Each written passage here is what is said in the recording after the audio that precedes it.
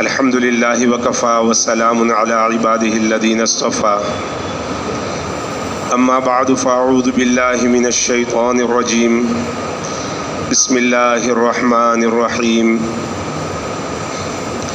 يا أيها الذين آمنوا كتب عليكم الصيام كما كتب على الذين من قبلكم لعلكم تتقون وقال النبي صلى الله تعالى عليه وسلم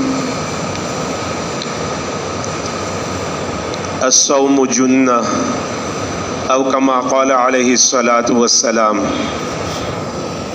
صدق الله العظيم وصدق رسوله النبي الأمي الحبيب الكريم ونحن على ذلك لمن الشاهدين والشاكرين والحمد لله رب العالمين اللهم صل على محمد عبدك ورسولك وصل على المؤمنين والمؤمنات والمسلمین والمسلمات۔ قابل احترام دوستو بزرگوں، اللہ رب العزت کا بہت بڑا کرم اور احسان ہے۔ اللہ رب العزت نے ہمیں رمضان جیسا مہینہ عطا فرمایا۔ تھوڑی دیر کے لیے سوچے، اگر یہ رمضان ہمیں نہ ملتا اور یہ روزے ہم پر فرض نہ ہوتے تو ہماری خواہشات کی گاڑی ہمیں کہاں جا کر گرا دیتی اور کون سی کھائی میں ہم گر جاتے ہم سوچ بھی نہیں سکتے۔ 11 مہینے غفلتیں ہوتی ہے، رمضان آتا ہے، ایک احساس ہوتا ہے میں نے کیا کر دیا۔ اپنی چاہتوں پر چلتے چلتے رب چاہی بھولا بیٹھا، آدمی کے اندر ایک احساس پیدا ہوتا ہے۔ پھر بندہ نمازوں کی طرف آتا ہے، بندہ توبہ کی طرف آتا ہے، دعاؤں کی طرف آتا ہے۔ یہ بریک لگنے کا زمانہ ہے۔ اگر رمضان نہ ہوتا تو کیا ہوتا؟ جیسے عام دنوں میں ہماری غفلت والی زندگی جو گزر رہی ہے، دن رات غفلتوں میں گزر رہی ہے، اگر رمضان نہ ہوتا تو یہی حال ہمارا ہوتا اور غفلتیں دن بدن بڑھتی چلی جاتی۔ اللہ رب العزت نے رمضان دے کر ہم پر بڑا احسان کیا۔ دوسرا احسان رمضان دے کر اللہ تعالیٰ نے یہ کیا کہ بندوں کو ان کی اوقات یاد دلائی۔ رمضان نہ ہوتا تو ہمیں اپنی اوقات یاد نہ آتی۔ ہم بے بس ہیں، لاچار ہیں، محتاج ہیں، عاجز ہیں۔ مال کے نشے میں ہم بھول بیٹھتے ہیں، دنیا کے کام کاج میں ایسے مشغول ہو جاتے ہیں کہ ہم بھول جاتے ہیں کہ ہم بھی کسی کے محتاج ہیں۔ اللہ نے رمضان دے کر بندوں کو ان کی اوقات یاد دلائی۔ میرے بندوں دیکھو تمہاری یہ اوقات ہے۔ اس لیے رمضان ایک اعتبار سے ہم پر اور زیادہ اللہ نے احسان کر کے دیا۔ جیسے واقعہ لکھا ہے کتابوں میں، امریکہ میں ایک بالکل نوجوان لڑکا اللہ نے کم عمری میں ارب پتی بنا دیا۔ کم عمری میں ارب پتی، نوجوان ہے، جوان بھی نہیں ہے، ابھرتی جوانی ہے۔ اللہ نے اس قدر دولت دے دی کہ وہ اربوں پتی بن گیا۔ اور ہم اپنے آس پاس میں غریبی دیکھتے ہیں، اتنی مالداری نہیں دیکھتے، اس لیے وہ واقعات ہمیں سمجھ میں نہیں آتے کیونکہ ہمارے یہاں ہوتے بھی نہیں ہیں۔ پیر ذوالفقار صاحب دامت برکاتہم العالیہ اپنا ایک واقعہ بیان کرتے ہیں کہ ایک مرتبہ امریکہ کسی کام سے جانا ہوا، ایک مدرسے کے اندر آفس میں جا کر بیٹھے، ابھی بیٹھے ہی تھے، باتیں چل رہی تھی کہ ایک بچی قرآن پاک ناظرہ پڑھنے والی آئی اور اس نے آفس میں آ کر شکایت کی کہ وہ جو پیپسی کی کوک کی مشین ہے نا وہ خراب ہو گئی ہے، اس میں سے پیپسی نہیں نکل رہی ہے۔ تو جو محتمیم صاحب تھے انہوں نے کہا کہ بیٹا ٹھیک ہے، ہم کمپنی کے اندر اطلاع دے دیتے ہیں، شکایت لکھوا دیتے ہیں، کل تک میں آ کر مشین ٹھیک کر دے گا۔ اس بچی نے سوال کیا، قرآن ناظرہ پڑھنے والی بچی ہے، اس نے سوال کیا کہ پھر میں کیا پیوں، پھر میں کیا پیوں، مجھے پیاس بڑی لگی ہے۔ تو پیر صاحب فرماتے ہیں میں نے برجستہ کہا کہ بیٹا سامنے کولر پڑا ہوا ہے، ماشاءاللہ ٹھنڈا پانی بھی ہے، تمہاری پیاس بجھ جائے گی، پانی پی لو۔ اس بچی نے اپنا سر تھوڑی دیر جھکایا، اس کے بعد سر اٹھا کر کہنے لگی 9 سال سے میں نے کبھی پانی نہیں پیا، 9 سال گزر گئے میں نے پانی پیا ہی نہیں۔ پھر پوچھا پھر پیا کیا؟ کہنے لگی یا تو پیپسی پی، اور اگر پیپسی نہ ملی تو جوس پیا۔ پانی جیسی نعمت 9 سال تک نہیں پی۔ اگر اللہ رمضان نہ دیتا تو آدمی اپنی اوقات کو بھول بیٹھتا۔ حضرت بایزید بستامی رحمۃ اللہ علیہ بہت بڑے ولی کامل گزرے، ایک مرتبہ اپنے مریدین کے سامنے خانقاہ کے اندر بھوک کے فضائل بیان کر رہے تھے کہ فاقہ اور بھوک کتنی بڑی نعمت ہے۔ ایک بندے نے سوال کیا کہ حضرت بھوک بھی کوئی نعمت ہوتی ہے اور بھوک کے بھی کوئی فضائل ہوتے ہیں؟ حضرت بایزید بستامی رحمۃ اللہ علیہ نے ارشاد فرمایا اگر فرعون کو بھوک لگتی اور فرعون کے حصے میں بھوک آتی تو وہ کبھی بھی خدائی کا دعویٰ نہ کرتا۔ آدمی جب پیٹ بھرا ہوتا ہے تو اپنی اوقات بھول جاتا ہے، جب پیٹ خالی ہوتا ہے نا آدمی کو اپنی اوقات یاد آتی ہے۔ اس لیے حضرت نبی پاک صلی اللہ تعالی علیہ وسلم اللہ تعالیٰ سے دعا کر رہے ہیں تو کیا دعا کر رہے ہیں؟ اے میرے مولا میں تجھ سے اس طرح سے رزق چاہتا ہوں کہ ایک دن مجھے روٹی ملے تاکہ میں کھا کر تیرا شکر ادا کروں، اور ایک دن فاقے سے رہوں تاکہ میں صبر کروں۔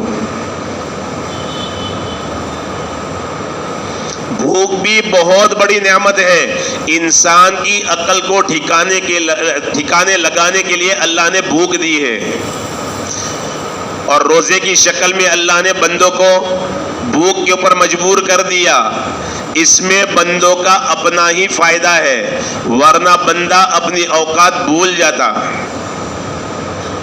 حضرت ہارون الرشید بہت بڑے بادشاہ بھی تھے، آل رسول میں سے بھی تھے، سید تھے، بہت بڑے اللہ والے بھی تھے۔ پہلے زمانے میں وقت کے بادشاہ بھی وقت کے ولی ہوا کرتے تھے۔ حضرت ہارون رشید کو پیاس لگی، غلام کو حکم دیا بھائی پانی لاؤ، وہ پانی لے کر حاضر ہوا۔ ہارون الرشید کے پاس میں ایک بہت بڑے اللہ والے بیٹھے ہوئے تھے۔ ہارون رشید پانی لے کر جب پینے لگے تو وہ اللہ والے جو تھے نا انہوں نے ہارون رشید کے ہاتھ میں سے گلاس لے لیا اور کہا بادشاہ سلامت، تھوڑی دیر کے لیے صبر کر لیجئے اور میرے سوال کا جواب دے دیجئے۔ کہا جی بتائیے کیا سوال ہے؟ کہا سوال یہ ہے اگر مان لو کہ دنیا کے اندر سے پانی ختم ہو جائے، جیسے بہت سالوں پہلے بڑے لوگ کہتے تھے کہ ایک زمانہ ایسا آئے گا کہ پانی بھی بکے گا، سمجھ میں نہیں آتا تھا پانی بھی کوئی بیچنے کی چیز ہے اور پانی بھی بکے گا، اور آج بچہ جانتا ہے پاؤچ کے نام پر، بوتل کے نام پر کہ پانی بکتا ہے۔ تو ہارون رشید کو سمجھایا کہ اگر مان لو کہ پوری دنیا میں سے پانی ختم ہو جائے سوائے اس ایک گلاس کے، دنیا میں کہیں بھی پانی نہ ہو، اور آپ کو جیسے پیاس لگی ویسی پیاس لگی ہو، اب یہ پانی ایک ہی گلاس ہے، اب اگر آپ کو حاصل کرنا ہو تو آپ کیا قیمت دیں گے؟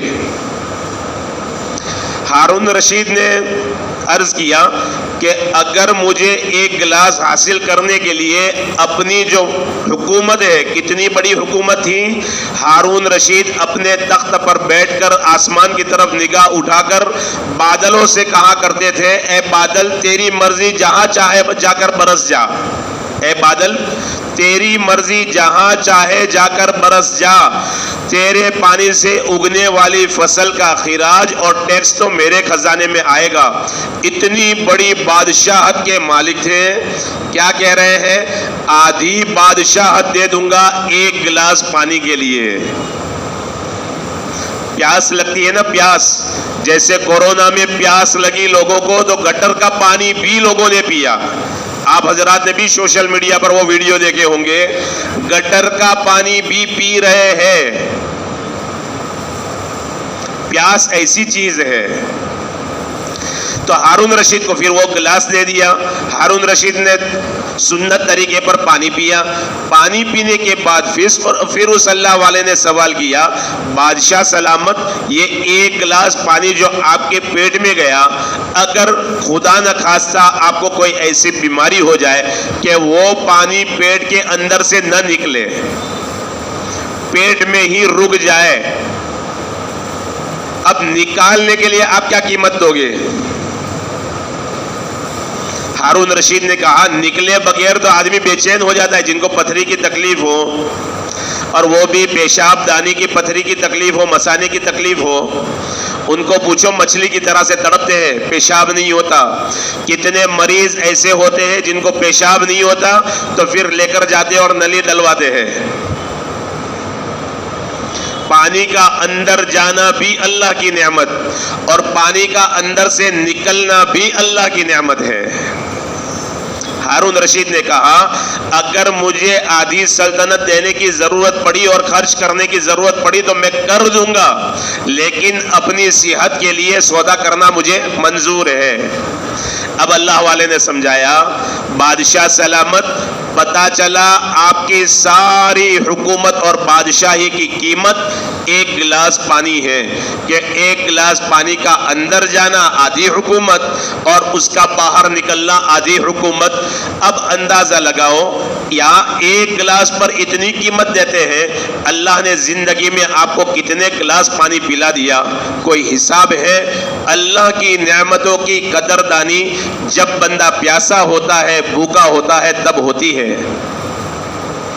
تو وہ ارب پتی نوجوان بندہ کم عمری میں اللہ نے اس کو اربوں پتی بنا دیا۔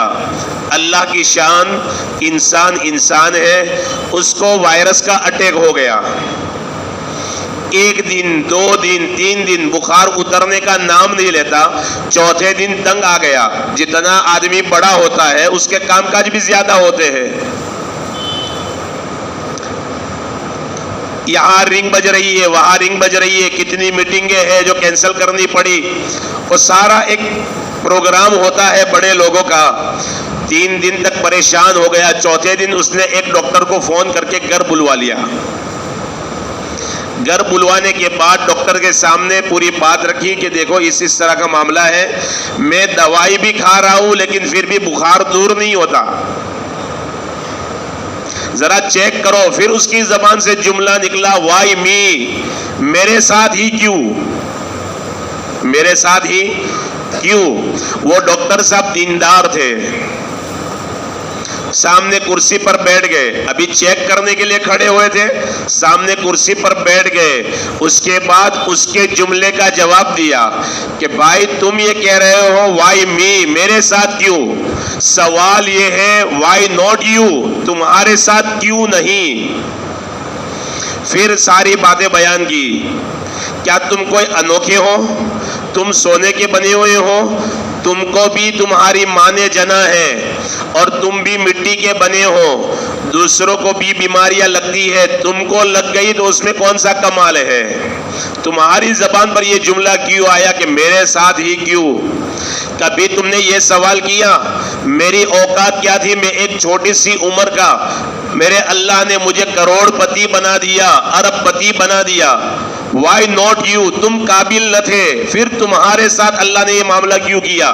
تمہارے جیسے نوجوان اور بھی ہے، تمہیں معلوم بھی ہے، تمہارے آفس کے باہر تمہارے بنگلے کے باہر کتنے نوجوان ایسے ہوتے ہیں جو 6-6 7-7 عورتوں کی کفالت کے اکیلے سہارے ہوتے ہیں.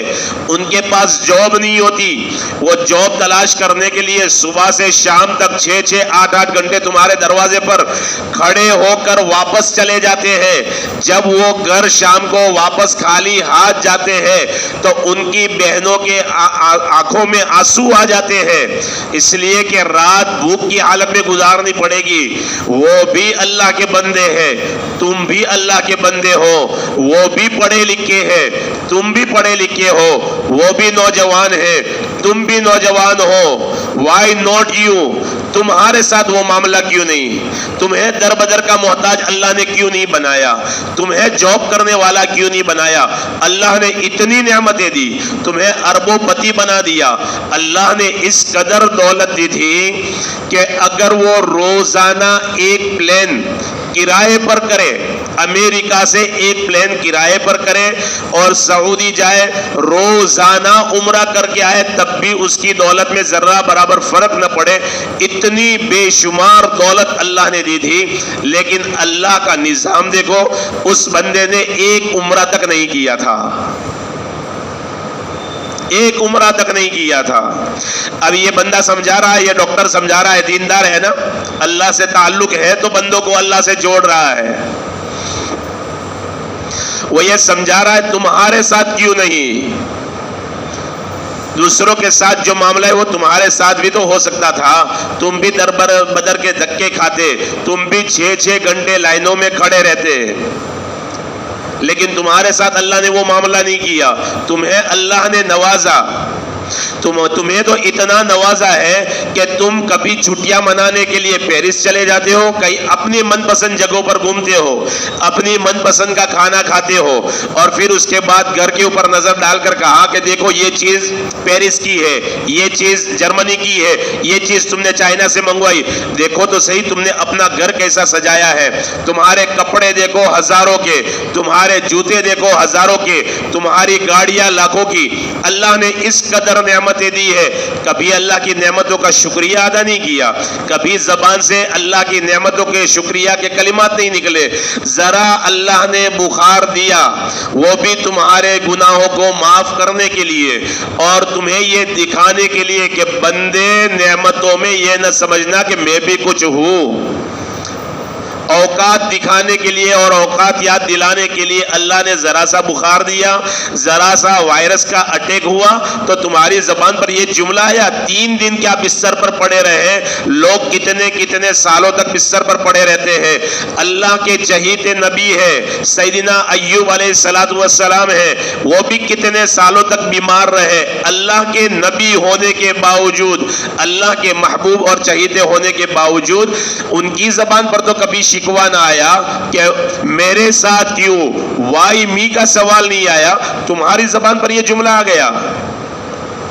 یہ پہلو بھی تو لے کر چلتے کہ وائی ناٹ می, میرے ساتھ ایسا کیوں نہیں ہوا. میرے اللہ نے فضل کیا, مجھے غریبی سے بچایا, میرے اللہ نے مجھ پر فضل کیا, مجھے در بدر کی ٹھوکروں سے بچایا, میرے اللہ نے مجھ پر فضل کیا کہ مجھے غربت کی زندگی گزارنے سے بچایا. یہ جملہ تمہاری زبان پر کیوں نہیں آیا؟ تم چھٹیوں کے اندر ہوائی جہاز کے ذریعے سے, پیراشوٹ کے ذریعے سے نیچے چھلانگ لگاتے ہو اور وہ گیم کھیلتے ہو اور اس میں لاکھوں کروڑوں خرچ کر دیتے ہو. کبھی تمہاری زبان پر, اس نوجوان کو وہ ڈاکٹر سمجھا رہے, کبھی تمہاری زبان پر جملہ نہیں آیا. پھر پوچھا عمرہ کیوں نہیں کیا؟ اتنی دولت اللہ نے دی ہے, یہاں تو ہر غریب بندے کے دل میں تمنا ہے تھوڑا تھوڑا جمع کرے, اللہ اتنی رقم جمع کروا دے کہ آقا صلی اللہ علیہ وسلم کا دیار دیکھ لے اور کعبۃ اللہ کی زیارت کر لے. یہاں تو غریبوں کے دل میں تمنا ہے اور اللہ نے اس قدر دیا ہے. عمرہ کیوں نہیں کیا؟ تو دیکھو شیطانی چال, شیطانی چال. شیطان بڑی بڑی باتیں لے کر نہیں آئے گا, وہ چھوٹے چھوٹے بہانے لے کر آئے گا تاکہ بندہ سمجھ نہ پائے اور رک کر رہ جائے. اس بندے نے کہا کہ میں کیسے عمرہ کروں, پہلے ذرا اپنے آپ کو اس قابل بنا لوں کہ میں اللہ کے دربار میں نبی پاک صلی اللہ علیہ وسلم کے دیار میں حاضری کے قابل بن جاؤں. بات کتنی پیاری لگ رہی ہے لیکن یہ پیاری نہیں ہے. پھر ڈاکٹر صاحب نے سمجھایا بھائی دیکھو کپڑے جو ہے نا جب میلے ہوتے ہیں نا تب لانڈری میں جاتے ہیں. کپڑا کبھی یہ نہیں کہتا کہ میں اس قابل ہو جاؤں کہ میں لانڈری میں جا سکوں, ذرا اپنے داغ دھبے دور کر لوں پھر اس کے بعد میں باہر نکلوں. کپڑا کبھی نہیں کہتا. لانڈری میں کپڑا وہی جاتا ہے جو داغ دھبے والا میلا کچیلا ہوتا ہے, وہ دھلنے کی جگہ ہے, وہاں سے دھل کر صاف ستھرا ہو کر آتا ہے. سمجھایا کہ بھائی اللہ رب العزت کا جو گھر ہے نا جس کو کعبۃ اللہ کہتے ہیں وہ دھلنے کی جگہ ہے. اگر یہی رہتے تم دھل جاتے, تمہارے دل کا میل دور ہو جاتا تو پھر تمہیں وہاں جانے کی ضرورت نہ پڑتی. اس لیے میرے محترم دوستو بزرگوں, اللہ نے رمضان دے کر بڑا احسان کیا. اگر اللہ صرف ترغیب دے دیتا کہ چلو میرے بندو یہ کام کرنا, روزے رکھنا, صرف ترغیب دے دیتا, حکم نہ دیتا روزے رکھنا, اس میں تمہارے لیے یہ فائدہ یہ فائدہ یہ فائدہ, کتنے لوگ روزہ رکھتے ہیں؟ آج اللہ کا فریضہ ہونے کے باوجود بھی کتنے نہیں رکھتے ہیں, یہ ہمارے سامنے ہے. اگر اللہ صرف ترغیب دے دیتا اور ہماری مرضی پر چھوڑ دیتا تو کیا حال ہوتا؟ اللہ نے ایک قانون مسلط کر دیا. اللہ کو معلوم ہے میرے بندے, ہر بندے کا مزاج شوق والا نہیں ہے. کوئی ڈنڈے کے زور پر چلتا ہے, کوئی انڈے کے زور پر چلتا ہے. کسی کو انڈا دکھاؤ تو دوڑ کر آتا ہے. یعنی نعمتوں کی فضیلت سناؤ, جنت کی فضیلت سناؤ, اس کے فضائل سناؤ, بندہ فوراً طلب کے ساتھ آئے گا. اور کچھ بندے ایسے ہیں جو ڈنڈا دیکھ کر آتے ہیں, یہ نہیں کریں گے تو یہ ہوگا, یہ نہیں کریں گے تو یہ ہوگا. اب جہنم کا خوف بھی اللہ نے دلایا. اب بندہ مجبوراً وہ عمل کرتا ہے. اللہ جانتے ہیں میرے بندوں کا الگ الگ مزاج میں نے بنایا ہے, اس لیے اللہ رب العزت نے شاہی فرمان نازل فرما دیا, روزے تم پر فرض کر دیے. تمہارا دل چاہے نہ چاہے تمہیں روزے رکھنے ہیں, تمہارا من گوارا کرے نہ کرے تمہیں روزے رکھنے ہیں. اب روزے رکھنے میں کیا ہے کہ روزے رکھنے سے اللہ کا کوئی بھلا نہیں ہے. روزہ رکھنا اللہ نے اس لیے ہم پر لاگو نہیں کیا کہ اللہ ہمیں سزا دینا چاہتا ہے, بلکہ اللہ ہمیں کچھ بنانا چاہتا ہے, ہمیں اس قابل بنانا چاہتا ہے کہ ہم اللہ کے دوست بن کر جنت کے حقدار بن جائے. اس لیے اللہ نے روزے فرض کیے ہیں. تو یہ اللہ کا احسان ہے, اللہ کا فضل ہے. اللہ نے 1 مہینے کے روزے دیے تاکہ بندے کے اندر جب بھوک ہوتی ہے نا تو اللہ کی طرف زاری ہوتی ہے, جب پیاس لگتی ہے نا تو اللہ یاد آتے ہیں. تو رمضان دے کر اللہ نے ہماری خواہشات کی گاڑی کو بریک لگا دی. اور پھر ہمارا مزاج, آج کے دور کے انسان کا مزاج زیادہ کھانے کا بن گیا ہے. زیادہ, عام طور پر عام دنوں میں دیکھو زیادہ کھانے کا مزاج ہے. بھوک نہیں ہے تب بھی ناشتہ کر رہے ہیں, زیادہ کھانے کا مزاج. اور یہ زیادہ کھانا بیماری ہے, کھانا بیماری نہیں ہے, زیادہ کھانا بیماری ہے. بعض لوگ دنیا میں ڈائٹنگ کے قائل ہیں, ڈائٹنگ کرو ڈائٹنگ کرو, کیا کرو فٹنس رہے گی. اور بعض لوگوں کا مزاج ہے بھائی کھا پی لو, اللہ نے نعمتیں دی ہے, ایسے بھی تو مرنا ہے. حالانکہ یہ نظریہ صحیح نہیں ہے. تو بعض لوگ ڈائٹنگ کے قائل ہیں, بعض لوگ ڈائی ایٹنگ کے قائل ہیں. اتنا بھر لو گلے تک, جتنا جا سکتا ہے جانے دو. مشین بھی جتنی بھی مہنگی ہو لیکن اوور لوڈ ہو جاتی ہے نا تو وہ بھی خراب ہو جاتی ہے, وہ بھی گرم ہو جاتی ہے. اللہ نے ہمارا جسم مٹی کا بنایا. ایک تو زیادہ کھانے کے عادی, اوپر سے دوسرا ظلم کیا ہے؟ دوسرا ظلم یہ ہے کہ ہم دانتوں کا کام ہاتھوں سے لیتے ہیں, دانتوں کا کام ہاتھوں سے لیتے ہیں. حالانکہ چبانا ہے نا یہ کرشنگ یونٹ ہے, کھانے کو کرش کرتا ہے، ریزہ ریزہ کرتا ہے. دانت اللہ نے اس لیے دیے ہیں، لیکن ہم دانتوں کا کام ہاتھوں سے لیتے ہیں، فٹافٹ کھا لیتے ہیں. اب دانت اللہ نے مضبوط بنائے ہیں، ہماری آنکھ کمزور ہے. اب جب جلدی جلدی کھانا کھا لیں گے، دانتوں کا کام ہاتھوں سے لیں گے، تو پھر کیا ہوگا؟ گیسٹرک بھی ہوگا، السر بھی ہوگا، پھر اس کے بعد اللہ نے کی دے ایسیڈیٹی بھی ہوگی، اور بڑی بڑی بیماریاں بڑھتی چلی جائے گی. ہم جو کام جس کا ہے نا، اس سے وہ کام نہیں لیتے. اس لیے میرے محترم دوست بزرگوں، اللہ نے ہمیں رمضان دیا ہے، اللہ ہمیں روزوں کی قدردانی کرنے کی توفیق عطا فرمائے، اور اس کے ساتھ ساتھ تراویح کی نماز بھی پابندی کے ساتھ پڑھنے کی توفیق عطا فرمائے. وآخر دعوانا ان الحمد للہ رب العالمین.